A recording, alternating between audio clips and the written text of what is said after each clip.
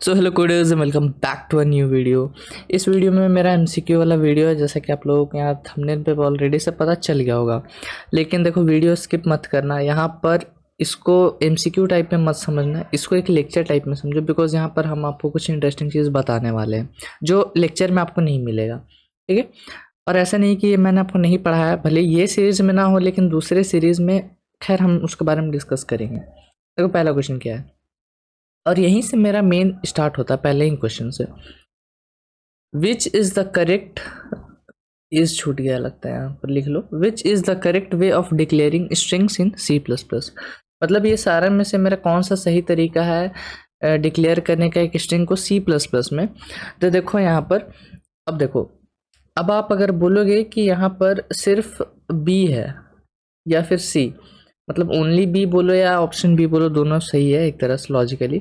लेकिन नहीं, ऐसा नहीं होता है। ए और बी दोनों तरीका सही है आपका स्ट्रिंग्स बनाने के लिए सी प्लस प्लस में। ठीक है, ध्यान से समझो कि ए और बी दोनों तरीका सही है मेरा स्ट्रिंग्स बनाने के लिए सी प्लस प्लस में।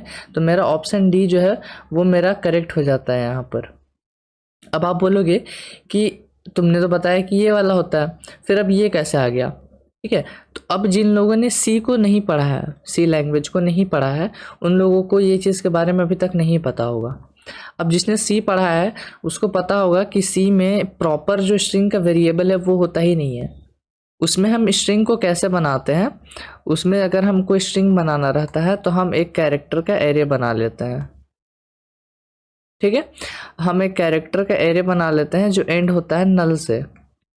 ठीक है, तो यही तरीका देखो सी प्लस प्लस कैसे बना है, सी प्लस प्लस कैसे बना, वो सी से ही बना है। तो सी का जो सारा कॉन्सेप्ट है वो सी प्लस प्लस में ऑलरेडी से एग्जिस्ट करता है। ध्यान से सुनो, सी का सारा कॉन्सेप्ट सी प्लस प्लस में एग्जिस्ट करता है, लेकिन सी प्लस प्लस का सारा कॉन्सेप्ट सी में एग्जिस्ट करे ऐसा नहीं हो सकता है, क्योंकि सी में कुछ ऐड किया गया था। ठीक है, सी में कुछ ऐड किया गया था, इसलिए वो जाके सी प्लस प्लस बना है। इसलिए ऐड करना ही को हम इंक्रीमेंट बोलते हैं, इसलिए प्लस प्लस ऐड किया गया था, ऐसा आप समझ सकते हो। तो सी का जो कॉन्सेप्ट था स्ट्रिंग बनाने का कैरेक्टर एरे के हेल्प से, वो अभी भी एग्जिस्ट करता है। इसलिए मेरा ये तरीका है, ये भी सही है मेरा स्ट्रिंग बनाने के लिए। इसको एक बार हम कोड में देखेंगे, और देखना आप दोनों के दोनों तरीका जब हम रन करेंगे तो इसमें से कोई भी मेरे पास दिक्कत नहीं आने वाला है। ठीक है, यहाँ पर हम देंगे स्ट्रिंग, मतलब ये मेरा एक स्ट्रिंग है, और यहाँ पर हम देते हैं एक कैर, और यहाँ पर str2 दे लेते हैं, और इसके आगे पीछे आपको ऐसा स्क्वायर ब्रैकेट लगाना पड़ता है इंडिकेट करने के लिए कि ये एक एरे है। और यहाँ पर हम देते हैं, लिख देते हैं इसके अंदर कैरेक्टर एरे। और अगर हम इसको सेव करके रन भी करें तो भी मेरे पास यहाँ पर कोई भी दिक्कत नहीं आएगा। देखो, प्रोग्राम अच्छे से एकदम रन हो गया। अब अगर हम इसको सी आउट करवाएं str एंडल, और इसको हम यहाँ पर कर दें अपने पास 2। ठीक है, इसको सेव करके हम रन करें तो देखो दोनों के दोनों यहाँ पर मेरे पास प्रिंट हो जाएगा। प्रोग्राम चल गया, कोई भी एरर नहीं आया, मतलब दोनों तरीका मेरे पास सही है। अब आप बोलोगे कि मैंने तो ये वाला पार्ट आपको बताया नहीं है। ठीक है, हाँ, मैंने आपको ये पार्ट नहीं बताया है, लेकिन ये पार्ट अगर आपको सीखना है कि कैसे एक कैरेक्टर सी में कैसे मेरा एक स्ट्रिंग वर्क करता है, तो यहाँ पर कहीं आईटी बन के आ रहा होगा, इस पर आप चले जाना, वो वीडियो है, पूरा अच्छे से आपको समझ में आ जाएगा कि हम सी में कैसे स्ट्रिंग्स को बनाते हैं। क्योंकि देखो, अगर आपको खुद से जब प्रोग्राम करना है तो आपको इसका ज़रूरत शायद ना पड़े, शायद से ना पड़े, लेकिन इंटरव्यू वगैरह में या कहीं पे क्वेश्चन पूछ दे इससे रिलेटेड, क्योंकि भाई सी प्लस प्लस में तो सी का भी कॉन्सेप्ट आता है, तो इससे रिलेटेड भी आपको पूछ सकता है कि स्ट्रिंग कैसे वर्क करता है।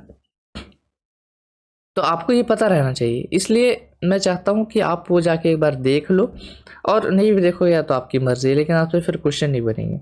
ठीक है, और यहाँ पर देखो, अभी हम एक और लेक्चर लाएंगे जिसमें हम कुछ इम्पॉर्टेंट चीज़ डिस्कस करेंगे, इम्पॉर्टेंट फंक्शंस जो मतलब स्ट्रिंग के नहीं है, स्ट्रिंग के है भी नहीं भी है, ऐसा ही बोल सकते हो।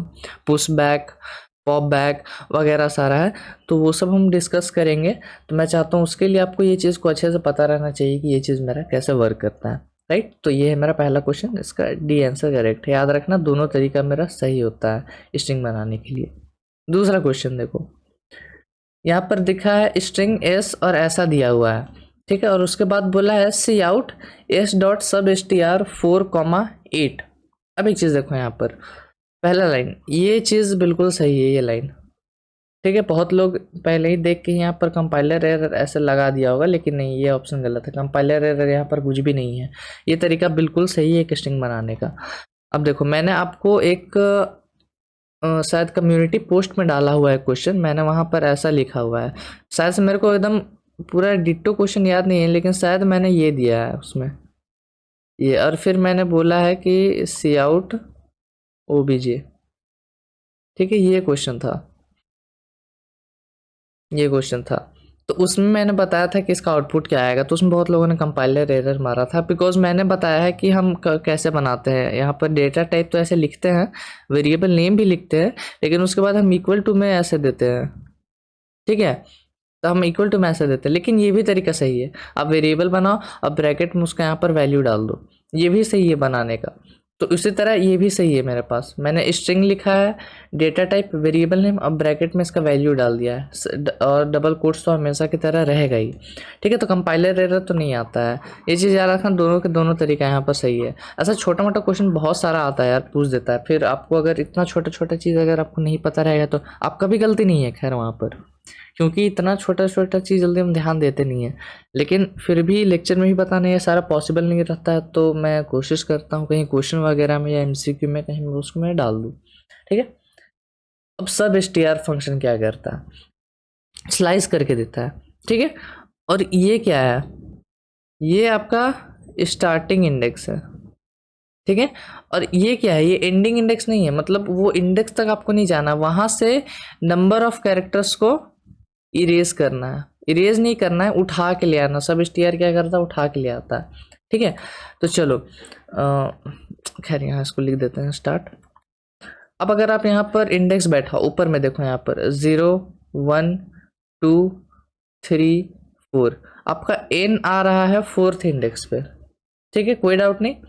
और उसके बाद ये हो गया आई आपका 5, 9 हो गया 6, ये हो गया 7, स्पेस हो गया आपके पास 8। तो यहाँ तक 8 कैरेक्टर्स आपको डिलीट करना है, यहाँ तक नहीं डिलीट करना है, ठीक है। तो हमने कितना कैरेक्टर्स उठाया, 1 2 3 4 5 6 7 8। अब हमने यहाँ तक 8 कैरेक्टर्स यहाँ पर उठा लिया है, ठीक है। तो इतना को मेरे को क्या करना है कि इरेज कर देना है, इरेज नहीं करना है, बार बार इरेज बोल दे रहे हैं, यहाँ से सब एसटीआर इतना को आपको उठा के लाना है, ठीक है। अब आप जब आप इसको प्रिंट करोगे तो बस आपका ये वाला पार्ट प्रिंट होगा, ठीक है, ये वाला पार्ट, ये वाला पार्ट प्रिंट होगा। तो मतलब मेरा ऑप्शन सी सही है, ठीक है, क्योंकि देखो यही से मैच कर रहा है, NING और स्पेस दे के ABO, यही मेरा प्रिंट होके आने वाला है। इसको हम एक बार देख लेते हैं कोड में।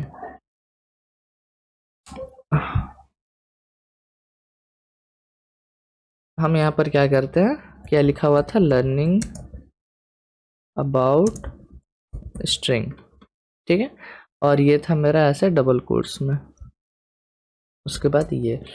अब हमको क्या करना है कि सी आउट, अच्छा एक काम करते हैं कि इसको यहाँ से हटा लेते हैं, और ये मेरा शायद से ब्रैकेट में था, ताकि ये भी आपको चेक हो जाए कि हाँ ये भी बिल्कुल सही है मेरे पास। उसके बाद लिखेंगे str डॉट सब str, और यहाँ पर देंगे 4,8। इसको सेव करके रन करते हैं, देखो NING और ABO आ गया, ठीक है। तो बिल्कुल क्लियर कॉन्सेप्ट रखना है आपको, फोर्थ इंडेक्स से स्टार्ट करना है, सब स्ट्रिंग उठाना और यहाँ से 8 कैरेक्टर्स को उठाना है। तो यहाँ पर 4 हो गया, स्पेस लेके यहाँ पर एक 5, और यहाँ पर 3 कैरेक्टर्स 6 7 8, ठीक है। तो ये बहुत ज़्यादा क्लियर है फंक्शन में, ऑलरेडी मैंने आपको ये चीज़ डिस्कस कर दिया है। तो इसका सही ऑप्शन है मेरे पास सी। थर्ड क्वेश्चन देखो, कैर str 120 में मेरा है फर्स्ट स्ट्रिंग। अब देखो यहाँ से सारा क्वेश्चन, अगर आपको जो बस C++ जिसको पता है कि कैसे होता है, C++ का सारा कॉन्सेप्ट पता है, C के बारे में कुछ भी नहीं पता है, तो मैं मान रहा हूँ कि ये क्वेश्चन आपसे नहीं बनेगा, ठीक है। तो अगर अभी आप जाके अगर वो वीडियो देख लो एक बार कैरेक्टर स्ट्रिंग वाला, तो वहाँ से आपको क्या पता चलेगा कि कैरेक्टर स्ट्रिंग हम कैसे बनाते हैं, कैरेक्टर एरे कैसे बनाते हैं, उसके बाद उसका सारा फंक्शन, उसका सारा फंक्शन आपको पता रहेगा। तो उससे क्या होगा कि आपको हर एक चीज़ के बारे में नॉलेज हो जाएगा कि हाँ कैसे मेरा ये चीज़ सब वर्क करता है। अब देखो यहाँ पर कैर एस टी आर वन में मतलब एक कैरेक्टर एरे है जिसमें मेरे पास फर्स्ट स्ट्रिंग है, फिर कैर एस टी आर 20 में मेरे पास सेकेंड स्ट्रिंग है, उसके बाद कैर एस टी आर का लेंथ बस देखो यहाँ पर 17 दिया हुआ है, ठीक है। और उसके बाद एस टी आर कैट। अब ये देखो एक चीज़ मैं अब आपको बताता हूँ, यहाँ पर हम लिख देते हैं कि कैरेक्टर एरे जो कि मेरा सी का है, ठीक है। और सी प्लस प्लस में मेरे पास क्या है, स्ट्रिंग है, वो सीधा सीधा सी प्लस प्लस में मेरा सीधा सीधा मेरे पास स्ट्रिंग होता है। तब देखो कैरेक्टर एरे का भी कुछ ना कुछ फंक्शन होता है, ध्यान दो यहाँ पर कैरेक्टर एरे का भी कुछ ना कुछ यहाँ पर आपका फंक्शन होता है, और स्ट्रिंग का भी फंक्शन होता है। जो स्ट्रिंग का फंक्शन ऑलरेडी मैंने आपको यहाँ पर दिखा दिया, सब एस टी आर अपेंड वगैरह। लेकिन ये दोनों सेम बिल्कुल नहीं है, ऐसा कभी भी नहीं हो सकता है कि दोनों यहाँ पर सेम निकल के आ जाए, ठीक है। अब यहाँ पर कोई ऐसा फंक्शन होता है, इन दोनों में से कोई एक ऐसा फंक्शन होता है जो दोनों पे वर्क करता है। अभी हम आपको नहीं बताएंगे, लेकिन कोई ऐसा फंक्शन ज़रूर होता है जो दोनों पे वर्क करता है। और कोई ऐसा फंक्शन होता है कि जब बस मतलब ऐसा हो सकता है कि जो ये स्ट्रिंग का फंक्शन है ये कैरेक्टर एरे के लिए भी वर्क करे और खुद के लिए भी वर्क करे, या तो ये भी हो सकता है। अभी ये चीज़ हमेशा अभी बस इतना समझो आप, ठीक है। अब ऐसा नहीं है कि ये बस कैरेक्टर एरे के लिए ही है, ये फंक्शन बस स्ट्रिंग फंक्शन के लिए ही है।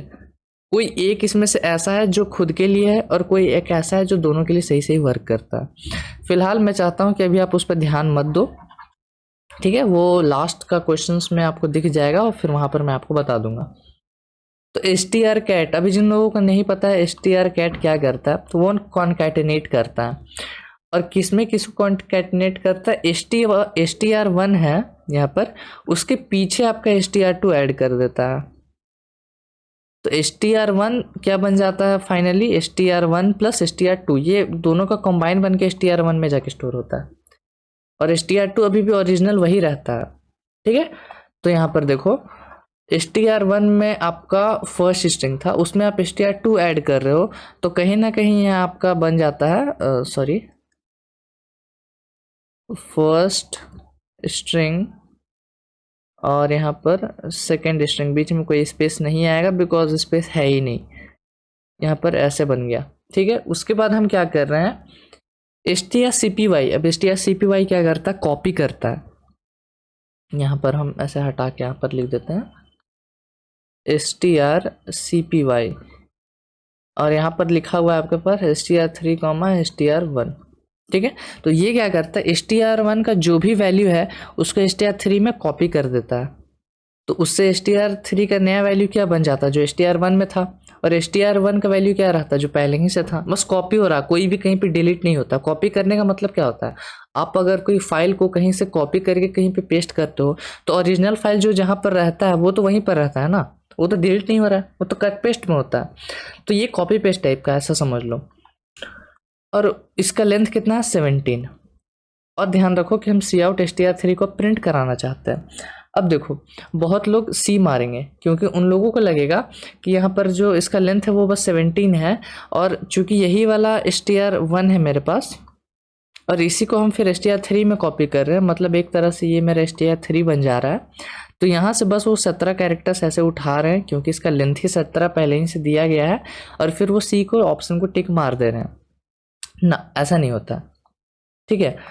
ये जो लेंथ है हमेशा याद रखो, कैरेक्टर एरे का जो लेंथ होता है वो डायनामिक होता है, वो चेंज हो सकता है, ठीक है। तो यहाँ पर इसका जो ये पूरा का पूरा स्ट्रिंग है वो पूरा का पूरा स्ट्रिंग ही जाके कॉपी हो जाता है। तो मतलब मेरा ए जो है वो मेरा करेक्ट आंसर है, ठीक है। डी भी नहीं होगा क्योंकि यहाँ पर बीच में एक स्पेस आ रहा है, और फर्स्ट स्ट्रिंग और सेकेंड स्ट्रिंग के बीच में कोई भी यहाँ पर स्पेस नहीं है, ठीक है। तो मेरा डी जो है वो आपका करेक्ट ऑप्शन सॉरी ए जो है वो आपका करेक्ट ऑप्शन बन जाता है। इसको एक बार देख लेते हैं, हम यहाँ से हटाते हैं और यहाँ पर लिखते हैं अपना कैर एस टी आर वन, और इसका लेंथ था शायद से 20, और इसमें दिया गया था मेरे पास फर्स्ट स्ट्रिंग। उसी तरह यहाँ पर था कैर एस टी आर टू, इसका भी लेंथ था 20, इज इक्वल्स टू, यहाँ पर दिया गया था आपके पास सेकेंड स्ट्रिंग। अब उसके बाद मेरे पास एक बार कैर str3 था जिसका लेंथ मैंने 17 दिया था, और फिर मैंने क्या किया था, str कैट किया था, ठीक है, कॉन्कैटिनेशन लगाया था str1 str2 के बीच में, और उसके बाद मैंने लिखा था strcpy str3 str1, और उसके बाद हम क्या कर रहे थे, cout str3। तो सेव करके रन करते हैं। देखते हैं str1 was not declared in अच्छा देखो अब क्या है कि ये मेरे पास, अब मेरे को एरर क्यों बताया, अगर किसी ने सी वाला वीडियो देखा तो मैं अप्रिशिएट करूंगा कि वो इसका रीज़न मेरे को बता दे, ठीक है। किसी ने अगर सी वाला वीडियो देख रखा, उनको पता है str मतलब सी के स्ट्रिंग के बारे में, तो मेरे को बताओ ये एरर क्यों आया। इसका सीधा सा रीज़न ये है कि देखो मैंने आपको ऑलरेडी से बता के रखा है कि सी का जो जितना भी चीज़ है ना वो सी प्लस प्लस में ऑलरेडी से वर्क करेगा। मतलब सी क्या है, एक्सटेंशन, सी प्लस प्लस क्या एक्सटेंशन है बस सी का, ठीक है। तो सी का जो भी हेडर फाइल आपका रहता था, सी का जो भी हेडर फाइल आपका रहता था वो अभी भी कहीं ना कहीं सी प्लस प्लस में एग्जिस्ट करता है, ठीक है। और सी में जब भी मेरे को कुछ भी स्ट्रिंग में मैनिपुलेशन करना रहता था तो मैं एक हेडर फाइल इंक्लूड करता था, और वो हेडर फाइल जो मेरे को बता देगा कौन सा है तो बहुत अच्छा होगा। तो मेरे ख्याल से वो सी स्ट्रिंग होता था, ठीक है। सी के लिए स्ट्रिंग का जो भी ऑपरेशन होता था वो हम सी स्ट्रिंग के जरिए करते थे, ठीक है। अब चूंकि ये सी लैंग्वेज का स्ट्रिंग था इसलिए इसका नाम यहाँ पर सी स्ट्रिंग था, तो उसको हमको इंक्लूड करना ही पड़ेगा। तो मैं यहाँ पर इंक्लूड करूँगा सी स्ट्रिंग, ठीक है। तो अब इससे क्या होगा, सी लैंग्वेज का स्ट्रिंग वाला जितना भी फंक्शन है वो यहाँ पर अब ये काम करने लगेगा। अब देखना इसको जब मैं सेव करके रन करूँगा तो मेरे को फर्स्ट स्ट्रिंग और सेकंड स्ट्रिंग इस तरह से मेरे को मिल गया। स्ट्रिंग के बीच में, सेकंड के बीच में देख लो कोई भी स्पेस नहीं है, ठीक है। तो ये लेंथ मैटर नहीं करता, ये चेंज हो सकता है, और कॉपी है इसलिए चेंज होगा। ऐसा नहीं है कि देखो एरे का लेंथ मैंने आपको बताया था कि वो स्टैटिक होता है, तब आप बोलोगे कि भैया तुमने तो पहले बताया कि एरे का लेंथ स्टैटिक होता है, अब तुम बोल रहे हो कि डायनामिक है। तो strcpy की वजह से वो डायनामिक हो जाता है, उसको चेंज कर देता है, इसलिए ये फंक्शन है भाई। क्योंकि ये जो चीज़ कर सकता है वो हम लोग कर सकते हैं, लेकिन ये बस एक लाइन में कर देता है, हम लोग को बहुत सारा लाइन लगेगा करने के लिए, ठीक है। तो आई होप आप लोगों को समझ में आ गया होगा, और ये फंक्शन यूज़ करने के लिए आपको पहले ये इंक्लूड करना ही करना पड़ेगा। तो ऐसा समझ लो कि सी का जितना भी आपका फंक्शनैलिटी है वो कहीं ना कहीं सी प्लस प्लस में अभी भी एग्जिस्ट करता है। तो इसका मेरा ए जो है वो करेक्ट ऑप्शन है। फोर्थ क्वेश्चन देखो, स्ट्रिंग S1 को मैंने बनाया है कैपिटल में, पूरा है स्ट्रिंग, फिर उसके बाद मैंने कैरेक्टर एरे बनाया है जिसका नाम है S2, और उसमें मैंने दिया स्मॉल स्ट्रिंग। अब फिर मैं यहाँ पर बोल रहा हूँ इफ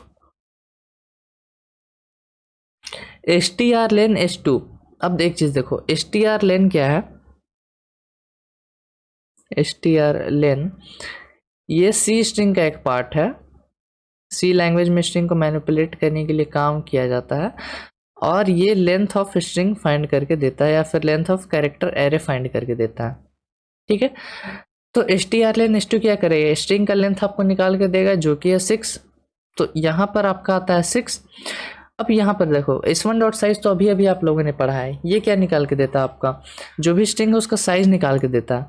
तो इसका साइज भी 6 है, तो 6 equal to 6, C out true, ये आपका डी ऑप्शन आपका सही है, ठीक है। अब यहाँ पर देखो एक बार इसको यहाँ पर आप देख लो खुद से भी ये चीज़ मेरा हो रहा है या नहीं, बिकॉज मैं नहीं चाहता हूँ कि फिर आप कोई भी यहाँ से डाउट लेके जाओ। S1 इज इक्वल्स टू, मैं यहाँ पर दूंगा सारा का सारा में स्ट्रिंग, और फिर हम यहाँ देंगे कैर S2, और फिर यहाँ पर आएगा आपके पास स्मॉल में सारा का सारा स्ट्रिंग। उसके बाद इफ, सॉरी यहाँ पर मैं लिखूंगा strlen, और फिर यहाँ पर मैं डालूंगा S2। अब ऐसा मत कर देना कि आप यहाँ पर strlen लिखो और स्ट्रिंग वाला डाल दो, उसमें आपको कैरेक्टर एरे ही डालना होगा, ठीक है। ये चीज़ हमेशा ध्यान में रखना। और उसके बाद मैं यहाँ पर लिखूंगा S1 डॉट साइज, और फिर यहाँ पर इतना को हटा के हम यहाँ पर लिखेंगे ऐसे सी आउट ट्रू, एल्स सी आउट फॉल्स, इसको सेव करके रन करता है। देखो यहाँ पर मेरे को ट्रू मिल रहा है। अब आप बोलोगे कि अगर किसी को ये डाउट आ रहा है, बाय मिस्टेक आ सकता है कि आपने यहाँ पर ये करली ब्रैकेट्स यहाँ पर क्यों नहीं लगाए, इफ वाला ब्लॉक है तो कहीं ना कहीं कोई लेक्चर में मैंने आपको ये चीज़ ऑलरेडी बता के रखा है। अगर इफ़ के अंदर बस आप एक लाइन लिख रहे हो, अगर इफ़ के अंदर बस आप अगर एक लाइन लिख रहे हो या एल्स के अंदर बस आप एक लाइन लिख रहे हो तो आपको यहाँ पर ब्रैकेट देने की कोई भी ज़रूरत नहीं है। लेकिन जैसे ही आप अगर 2 लाइन दे रहे हो तो वहाँ पर लिखना आपको ज़रूरी है। जैसे कि मैं यहाँ पर फिर से अगर सी आउट लिख दूँ कि ट्रू, फिर से ट्रू, तो कायदे से तो ये दोनों प्रिंट होना चाहिए क्योंकि दोनों इफ़ के अंदर आता है अगर ब्रैकेट लगाते हैं तो। लेकिन अब देखना यहाँ पर क्या होगा। यहाँ पर देखो क्या बोल रहा है, else without a previous if, मतलब ये एल्स है, इसके पहले कोई भी इफ यहाँ पर नहीं लगाया गया है। अब ऐसा इसलिए बोल रहा है क्योंकि इफ के बाद ये एक अलग एंटिटी ही हो जाता है। ठीक है, इफ के बाद ये अलग एंटिटी हो जाता है क्योंकि यहाँ पर कोई भी करली ब्रैकेट नहीं है और मैंने बताया था इफ के बाद बस एक लाइन आता है, इसलिए ये सिंगल एंटिटी मान रहा है। मतलब बस इफ, एक इफ, सिंगल इफ जिसके बारे में आपको पता है। उसके बाद यहाँ पर मैं एक सिंपल सा लाइन लिख रहा हूँ सी आउट ट्रू, और उसके बाद मैं यहाँ पर एल्स में मैं दे रहा हूँ सी आउट फॉल्स। तो ये जो एल्स है इसके पहले इसको कोई भी इफ नहीं दिख रहा है। ये इफ को यहाँ डायरेक्टली मत देखो, इसके पहले ये जो लाइन है ये ब्रैकेट के बाहर समझो, क्योंकि अगर मैं इसको कायदे से लिखूं तो देखो यहाँ पर कुछ ऐसा ये चीज़ को कर रहा है। अब देखो यहाँ पर इसको हम एंटर कर देते हैं, इसका असल में मतलब ये है, देखो इफ सी आउट ट्रू, अब ये तो वर्क करेगा। अब आपको ये आपको पता है कि ये एक अलग स्टेटमेंट है, अगर एल्स आता तो कहीं ना कहीं जस्ट इसके बाद ही आता, लेकिन ये एक इंडिपेंडेंट स्टेटमेंट है। उसके बाद आपका एल्स सी आउट फॉल्स हो रहा है। अब एल्स के पहले इफ नहीं है तो ये आपको एरर दिखाएगा ही। इसलिए मैंने आपको बताया कि बस एक स्टेटमेंट रहे तो आप ब्रैकेट डाल सकते हो और नहीं तो नहीं लगाना। ठीक है, अब इसको सेव करके रन करें तो मेरे पास ट्रू आएगा, नो डाउट। तो ये आपका ट्रू आता है। तो ये आपका 4th क्वेश्चन।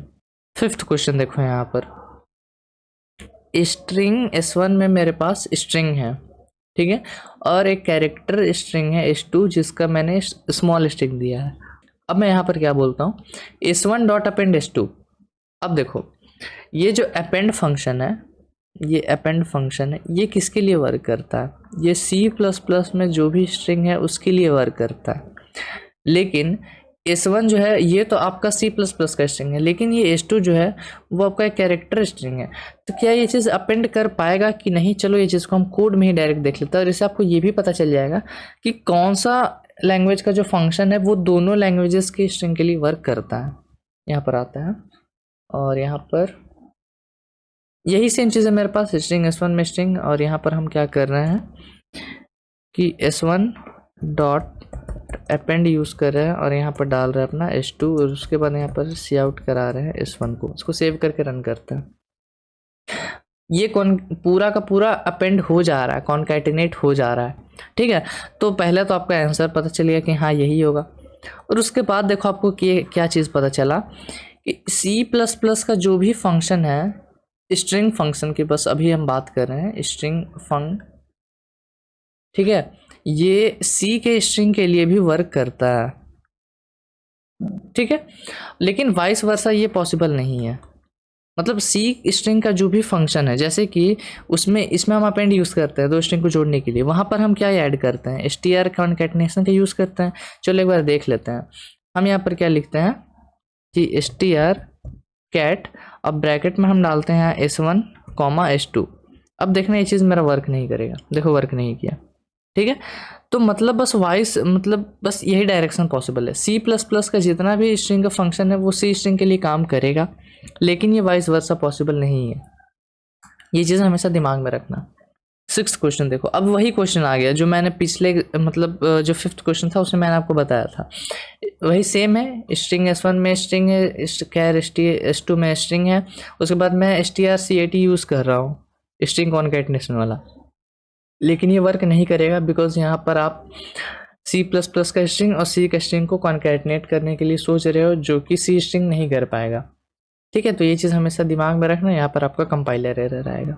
इंपॉर्टेंट क्वेश्चन देख लो यहाँ पर, कैर str50 और उसके बाद हम यहाँ पर गेट लाइन यूज़ किए हैं। देखो जैसे कि मैंने आपको अभी C++ में जस्ट मैंने आपको बताया कि जैसे अगर आप कोई स्ट्रिंग str बनाते हो, ठीक है, और उसके बाद अगर आप उसमें इनपुट लेना है तो वहाँ पर हम क्या यूज़ करते हैं, गेट लाइन यूज़ करते हैं।